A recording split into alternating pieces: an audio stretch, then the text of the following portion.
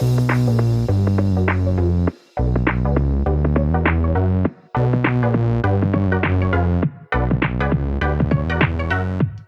everybody to another episode of Chris and Dave's Reality Cast. I'm one of your hosts, Chris, and my co-host and very good friend is Dave. Hey there, Chris, and hello to our listeners out there. Welcome to Chris and Dave's Reality TV Cast. We are covering Love Island UK Series 8, episode 56, Chris. And where would you like to start today? Well, Dave, we got what I thought was going to be the end of a couple at the start. That's how they alluded to it at the end of the last episode, but we didn't. It was pushed. So we got the family day, which I wasn't sure last week we were going to get it. Over the weekend, we'd seen it, and that was going to happen. And Andrew and Tasha, Dave, and I've got to say, my favourite character of the whole series, Tasha's dad. I thought he was fucking brilliant. I mean, bringing up Coco, I think someone put in... yeah, I think someone put in the Discord like, oh, you know, it seems a bit off. But it's such a northern dad thing to do, though, isn't it? You know, if you know, don't tiptoe around it and don't kind of ignore it. Take the piss. So, yeah, I appreciated him bringing that up as well. I thought it was brilliant. The one thing I had a proper annoyance with, and I'm sure you're the same, and everywhere online was the same, you probably know what I'm going to say is, what the fuck's going on with the social distancing there, Dave? You know, like they've got maybe 2 days of filming after this episode. I know they don't film it like day by day, so they are a couple of days ahead of us. But it's like, these bollocks, we're not wearing masks. You don't have to wear them in Spain. I know, obviously, Dami's family, I think it was one of his sisters had COVID, didn't she? So I get that. He had to do a video link. But I was like, this is bollocks. You know, like really, I was like, are we back in 2020? What's going on here? So I had a bit, wasn't it? Yeah, I just found that stupid. It was, well, it's there for a reason, isn't it? And all these reality TV shows that we've been watching have done their best to show us a world that isn't in the middle of a pandemic and having to social distance, you know, keep 2 meters from each other, don't have any contact or anything. But, and in fact, for Love Island, I think they did it all by video, didn't they? That's how they've done it before. So this is the first time since the whole thing kicked off in 2020 where they've been able to go in. But it was weird. I mean, I was thinking, is it a Spanish law thing? Because the thing is, in the UK now, it's almost unrecognizable, isn't it? It's almost back to 2019. You know, you go to the supermarket or whatever, there's no social distancing. There used to be all the arrows on the floor and stuff. Keep your distance, walk this way, you know, down the aisle kind of thing. Whereas now there's nothing. I think if you go into, you know, if you go to the dentist or, you know, a hospital or something, I think there are still remnants of that. But yeah, I was quite surprised. And it was a little bit, not jarring, but it just sort of reminded you, because life pretty much is normal now, isn't it? And it was just weird to see that.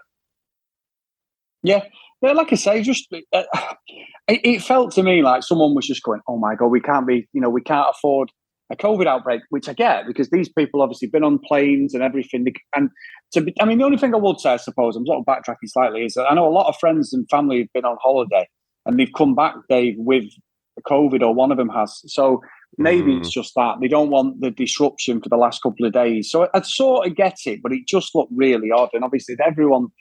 Look, I'll be honest with you, Dave.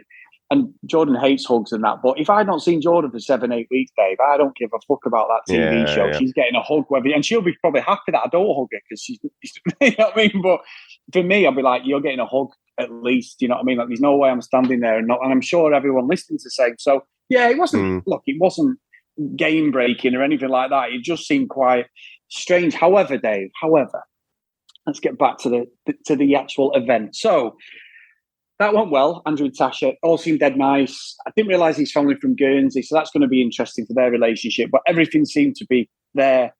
Adam and Paige, David. I was just going to finish off on Andrew and Tasha. Chris, I've warmed to them more and more. I was at the point with them in the series where I'm just like, for God's sake, just both of you fucking go to opposite ends of the villa just ignore each other. You're just bad for each other.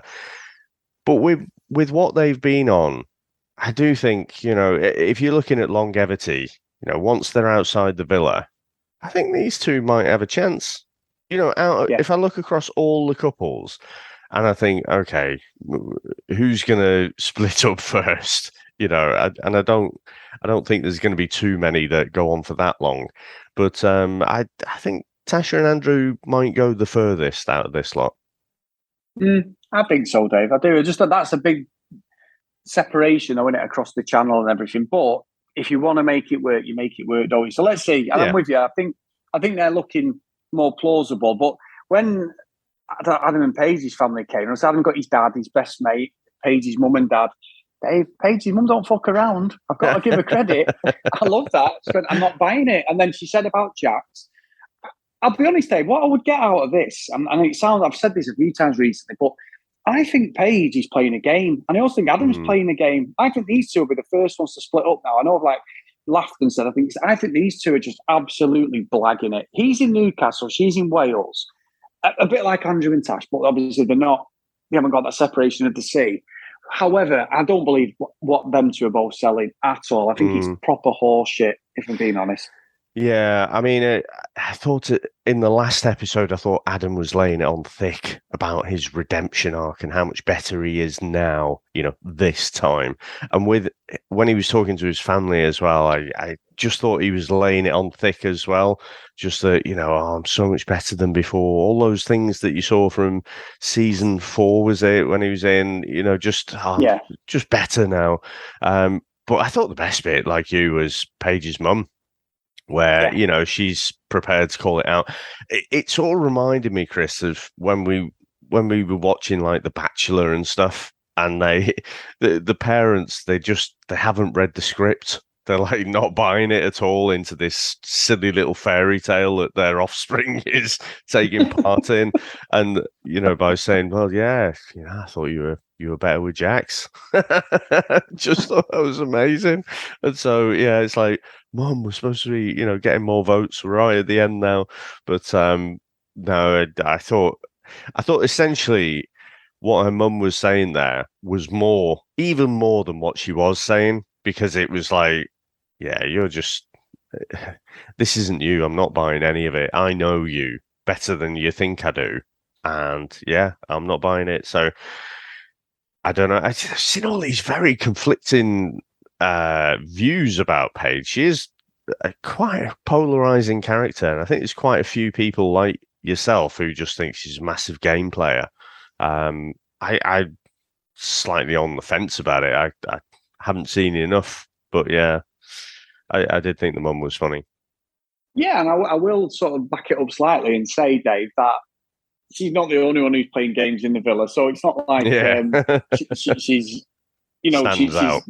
Yeah, she stands out. But I think the desperation, and obviously it doesn't matter when we're talking about the end of the episode, but the desperation in staying in that, I get it. The whole thing, the career, everything. But I just have no faith in them two at all, I'll be honest with you. And then we get Dami, an Indian. Obviously, fortunately, Dami's family, one of I think his sister's got COVID, Dave, which was sad. And I felt bad for him. I thought, because he was the only one who didn't have anyone there. However, as true family, they laid into him and said, like, well, what are you doing? Why? And he's trying to, he's trying to make a joke. And they're like, well, no, who does that? And I was like, you know what, fair play. That might be the kick up the arse he needs. We've laid into him a bit, him and Luca and that. But I do think that it was good of them to do that. Not because I'm like, go at Dami, give him shit, but just to make him realise, like, you're messing with people's emotions. His family are invested, they love him, but they're saying that behaviour's not right. So I thought that was brilliant, Dave. And they weren't the only ones to do that tonight, but I really liked the way they chatted to him, because they made it in a way to say, look, Dami, you need to reflect on what you've done, mate. And that's what family and true friends should do, because what it reminded me of tonight, and we'll talk about the other couple this happened to, is a bit like from with Faye last year. Faye's behaviour was a disgrace. Obviously, Teddy didn't douse himself in glory when he sort of copped off with that other girl outside the kissing games, so he was in the wrong. But Faye's behaviour throughout the series was ridiculous. And then when her friends and family came in, or they might have been her friends or whatever, they just just agreed with her, didn't know it was a sister and that. They were just like that. So they allowed that ridiculous behaviour. And that's why she's always got away with it, because no one's actually said to her, what the fuck are you doing? Whereas with Dami and with Luca, and I'll talk about that, they were sort of saying like, what the hell are you doing? So I did respect that a lot, Dave, and big respect for Dami's, I think it was his sister and cousin, for saying that to him. I thought it was really good. It was, but I think they give him a bit of an out because they called him Deji. No, yeah, then he did call him Deji, but I thought it was a bit fake, if I'm being honest. Well, whether it was or whether it wasn't, he was giving shit answers and responses, to be honest, because they were giving him some truth. And he was just saying, yeah, he was almost talking about it as if it was like 6 years ago. Well, I was just young and daft, and I wasn't thinking. And they were all, honestly, Chris, I thought they were shit answers. That was not the response of someone who's taking ownership of what they've done and reflecting on it. Yeah.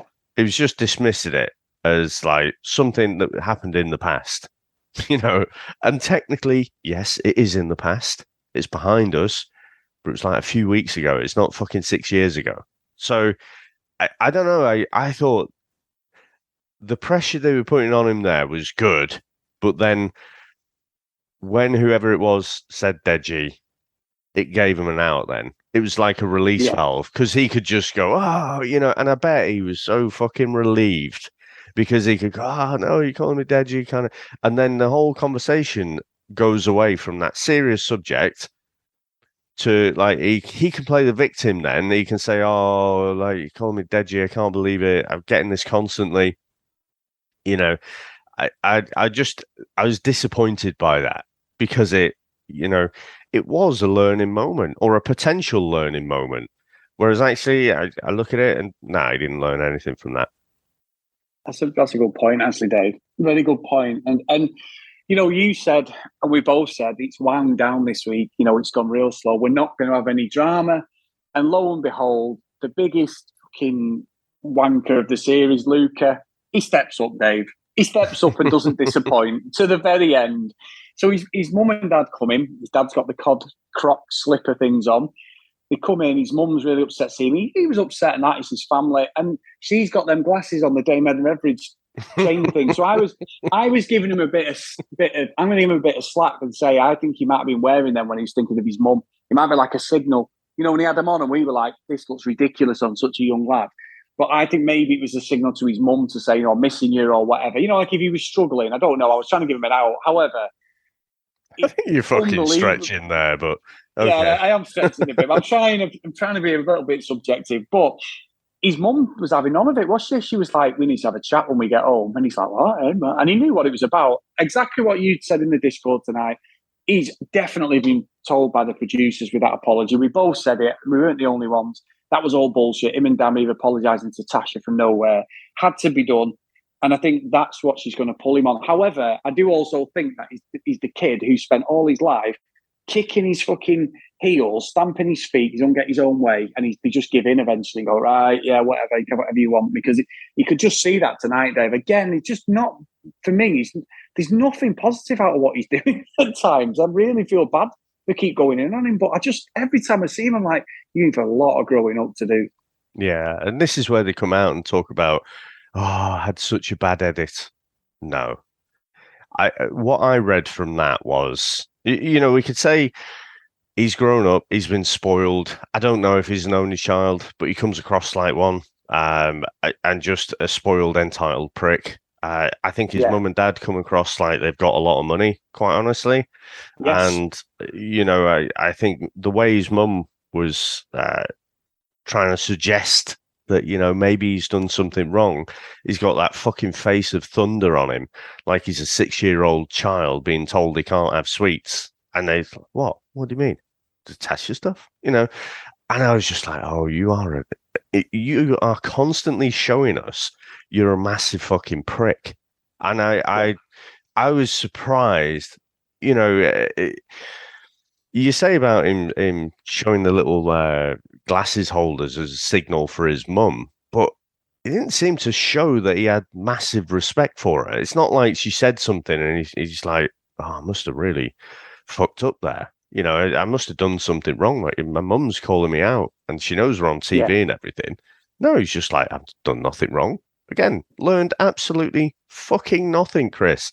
And, a few people like, and I've done it. I've said about, well, maybe Gemma's so laid back and relaxed because it comes with that kind of arrogance that you're going to walk out to, privilege again. You're going to, a dad's bought her like a £4 million house that she's just going to walk into. She doesn't need 50K. She'll find that down the back of the fucking sofa. But considering her background, I think she is so much more humble than Luca is. And he just acts like such an entitled prick. And I think he is going to have no fucking idea how much crap he's going to come out to. Because we have a laugh, we have a chat. Within a couple of days of the series finishing, we'll have forgot about this lot. Whoever wins. Apart from if it's Davide and Ekinsu, of course, because that'll go down into the plus column of the reality radar. But, so no one will care about Luca. I certainly won't care about Luca. But there's plenty of people who fucking will be throwing him negative, fucking toxic comments, which I don't necessarily agree with. But I just think he's going to have a rude awakening. That a lot of people just think he's a massive fucking prick. I think he's going to come out and think he's going to walk out to all this adulation. And there's no doubt that some people will. Some fuckers are voting for him. But I just think he comes across as just a horrible, nasty little fucker. Yeah, I agree with that. Completely agree with it. And I think he thinks he's telling the truth because proof in the pudding. Again, and in fact, let's get the dates out of the way because I want to talk about that. But the proof in the pudding is what happened after the date. So we had Ekinsu and Davide, his mum and sister coming. Got to say, Dave, Italian accent, class. They're all chatting away. Ekin's family. I'm going to be honest with you, Dave. Ekin's brother, he definitely was on Instagram straight after this, trying his hardest to get as many followers as he can. He knew the assignment, this kid, didn't he? He's definitely got underscore Ekin's brother as his fucking. That tag now. He's going to be trying everything to get that little bit of fame. Sam even said to me, I think he's going to be on next year's show by the looks of it because he was proper cocksure of himself. But it was nice. They both said they loved each other. Everyone was chatting, all that. Whether we believe it. We were saying about being an actress, Dave. And we know a lot of them are fake on here. It's part of the show. It's part of Love Island. We'll forget about it in a couple of months or whatever. But because she's an actress, when she's trying to be normal, when they're all sat on the actual veranda after all the families have been, and she's like, so girls, what did you think of that? Or remember at the start, it just seems so fucking false. Whereas all the others are not actresses, and they seem more genuine than someone who's supposed to be. That scene is what they obviously hear the tannoy from above saying, "Go on the balcony." Ekin, you direct the conversation. You want to ask this question, but the way she delivers it is so. And the others are all like, "Paige," so she's just like, "I don't give a fuck." To be honest, it's too early in the morning for this shit. You know what I mean? But I don't know. They will see at the end. I mean, I think they obviously get saved, but I think the whole thing about it is they are without doubt the front runners, and then it's got to be Andrew and Tash for me because everyone else I just can't see anything coming.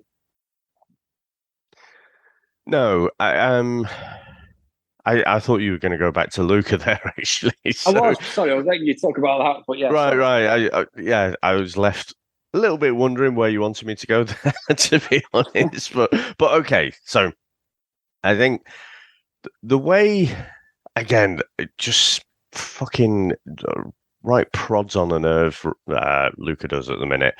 So everyone is like, look, we had to pick someone and yada yada. And everyone's being quite, relaxed and sort of saying about, well, whatever it is. And Luca's like, yeah, but if you pick me and Jem, I want to know why. Yeah. I'm like, oh, you're just fucking winding me up even more now. But yeah, he's fucking not happy. And so when they get saved, you get Paige and Adam. Obviously, they're booted out. They're not saved by the public vote. And then he starts with the Inquisition, goes over to Dami in India first, don't they? And Gemma's there as well, to be fair, but she's not giving it the whole Spanish Inquisition. And again, he's asking the question, but he's not listening. He doesn't want to know the fucking answer. She's got a face like a slapped arse on him. And just, there's nothing that Dami in India can say that will appease him. He's just not having it at all. So, yeah, that was, again, another moment to wind me up, Chris. Yeah, I'm with you. It even said straight away, as soon as they realised what the voting was, he had no problem picking Ekin-Su and Davide or whoever. They had to pick two people, didn't they? That's where the votes came from. They had to pick two couples who they thought were like least compatible. And that was the whole point. So I don't know what the fucking problem is. It's part of the game. Davide even said to him, I'm not even bothered. But he was really pissed off that three had picked him. And what annoyed me even more was that sort of controlling nature. You said about Gemma, and I do think she's quite grown up and thinking, but also she's fucking shit at picking boyfriends, because the way he went over to Dami in India was having none of it. And I was like, go on, India. And I know them two together, they're not good friends together, I don't think. They're not good for each other, Dami and Luca. They haven't been. I was all for Dami in India giving it him, and Dami did everything right there. He was like, we've got to pick two people. Why should I think Luca's basically saying you should have picked Andrew and Tash. You shouldn't have picked us. Like, what the fuck are you doing, sort of thing.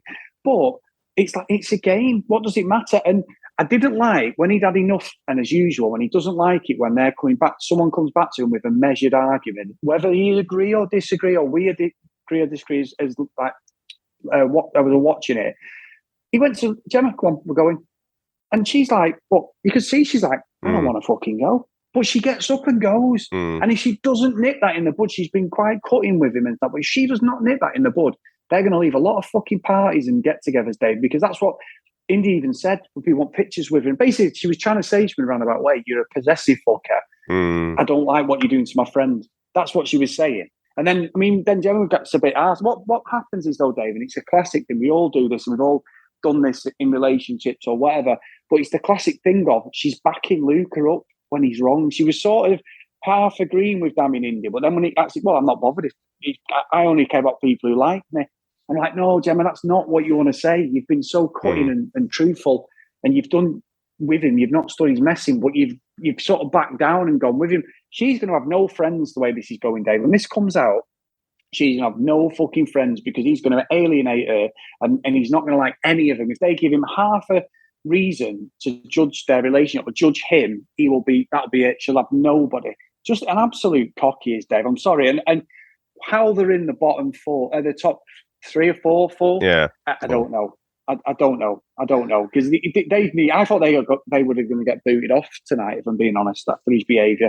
Yeah, I thought so, but again, I don't have that much faith that people can really spot what he's doing there. And also, what you've essentially done there, you're looking at the trajectory that they're on as a couple.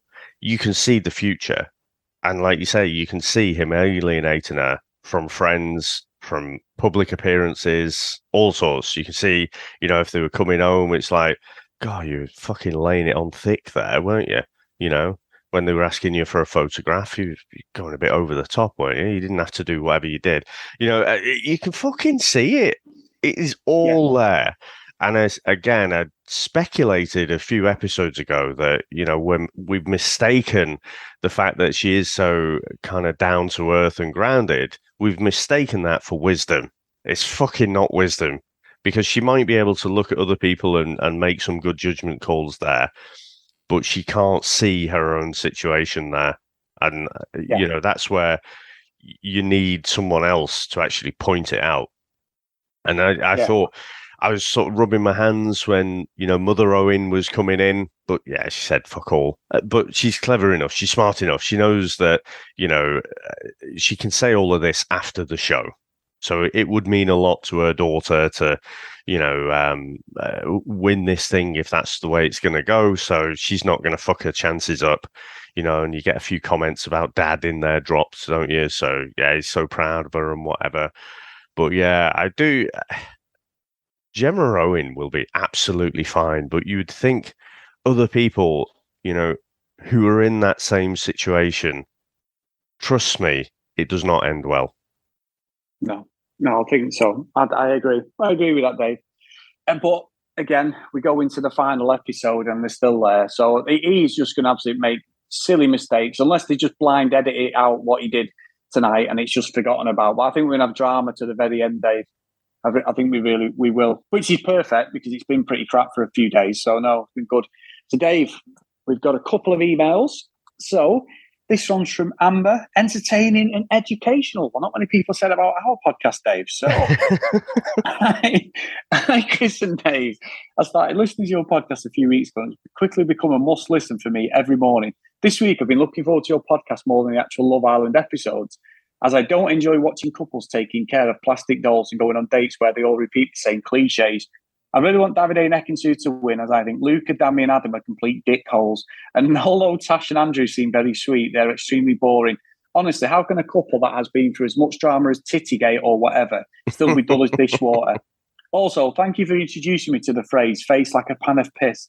I had never heard it before listening to your podcast, and now I say it more than I probably should, especially when Gemma is on the screen.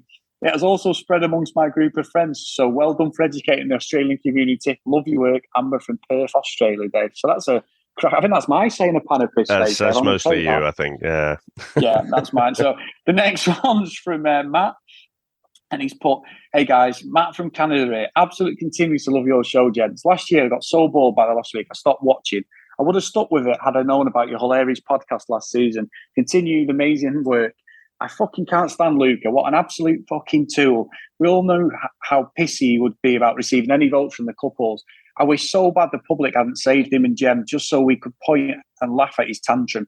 No one else had a problem with receiving votes. We knew he was chatting shit in the morning before the vote reveal when all the boys said no hard feelings with whatever the vote result would be. Fucking swat that crybaby. What does Gemma see in this guy? Finally, as a Love Island purist, I refuse to watch the American version. If you aren't familiar with Footboy Island, you're welcome. Get amongst it. It's on HBO. There are 2 episodes left out of 10 in the current second season. Do yourself a favour and check out the trailer on YouTube. You guys will love it. Bye for now, Matt. So we've been asked that a few times, haven't we, Dave, for Footboy Island. And I am sort of interested in that one. There's the other one that's, I'm not sure if it's come out yet or it's coming out. The divorce one. The divorce one, yeah. The divorced partners are like fucking choosing and giving them relationship advice and stuff. I think that just sounds horrendous. So I definitely do want to see that. But Christ, let's get Love Island out of the way now. Yeah, please. One more episode after this one. This is the last emails from Jason, and it's a quick report. Luca the Sourpuss. I hope you guys discussed this twat called Luca. I wish he had gone home so badly, but his constant crying is just too much. I'm glad everyone called him out after Adam Page went home. So thanks for that, Jason. And exactly what we'd said earlier. The kid has got a lot of learning and growing up to do, I think.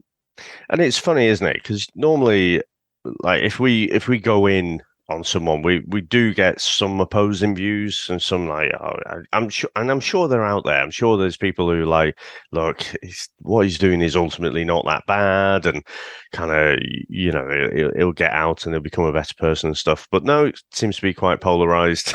Luca Isabel, and I think he's just consistently shown it. And like I say, I'm fucking amazed they're in the top 3. Purely on his behaviour, but I can only think that Gemma's popularity has got them through there, and people are also just ignoring the red flags. But Chris, we do have a review over on Apple Podcasts, and this one says, "My favourite Love Island podcast, far better than the official Love Island podcast. This podcast is able to tell it how it is with no constraints. It's also funny. I like how the hosts are easygoing with different opinions and welcome them. Wish I'd found them when I was watching Maths Australia. Great job, guys." So yeah, fucking hell, Maths Australia, that is amazing, isn't it? So thanks very much for that, and I can't wait for Maths as well, I have to say. I cannot, Dave. It's one of my favourites, without a doubt. All of a sudden, it's just become top. The Aussie one was amazing. We were talking to one of our friends while we were just before Love Island came on tonight, and she's like, everyone keeps telling me, but I just couldn't get in. I'm like, you've got to watch it. Yeah. Maths Australia is the pinnacle for me. This has been brilliant, Love Island, though. I've got to say, this has been one of my favourites up until this last week. They got the casting right of just an absolute bunch of twats, Dave, and that's what fucking Love Island needs to be. Bunch of narcissistical pricks who absolutely are just ruthless, and that's exactly what we've got, because that's what makes Love Island. When we have the couples coupled up from day dot and they don't deviate and all that, it's pretty crap. No one can break into that inner circle. Whereas this one, as much as I didn't like the format of the public voting, or at the start and everything, and they didn't get to pick, and that's why we haven't had true couples really. With sort of people have just been thrown together because they know they've got to play the game. It's also created a lot of sniping, shitty behaviour, Casa Amor, everything. So I think if we look back, if that hadn't have happened, it was almost like the producers did know what they were doing for a change. So yeah, it's been a good season, mate. I've enjoyed it. We haven't actually divorced each other yet, so we've done all right to stick together on this. No, it's been great, and I think I have to say this is probably my favourite after season 5. I still think, and whether that's because that was the first time I jumped on, that's probably got a little bit something to do with it. But I just think there were stronger couples that then split up, and there was all the drama and stuff. So I think for me, 5, I'm still putting that up on a pinnacle, but this is definitely a close second for me. Yeah, excellent, mate. Excellent. So big thank you to everyone who supported us, guys, over this season. We've got one more episode to go. So as always, thank you for all the emails, messages, whether you agree, disagree, the good reviews, the bad reviews. We're not bothered. It's about me and David, just two friends talk about reality TV. And as long as you're listening and you're enjoying parts of it or whatever, we love it when someone disagrees with us, because we all have different opinions. So that's exactly what makes the world go round. So absolutely brilliant this season. But you do get a final email in before the last episode, guys. cdrealitycast@gmail.com. If you want to follow us on social media, tweet at us or Instagram, send us any messages in at cdrealitycast. And if you do want to support us a little bit more, get over to patreon.com/cdrealitycast, which has been unbelievable this season, the support on Patreon. So thank you so much, guys. It's so humbling. So, Dave, I'm going to do the roll call of honour. Megan, Kate, Annabeth, Gavin, Maggie, Kristen, Zoe, Tom, Gillian, Michelle, Keith, Helen, Brianna, Need, Jacqueline, Noreen, Amy, Joanna, Helen, Libby, Katie, Dee Dee, Hannah, Priscilla, Susan, Hennessy, Haley, Lucky Lulu Green, Lauren, and Ken Gustafson. Thank you again, mate. It's been a great episode. And I'll see you next time. Bye now.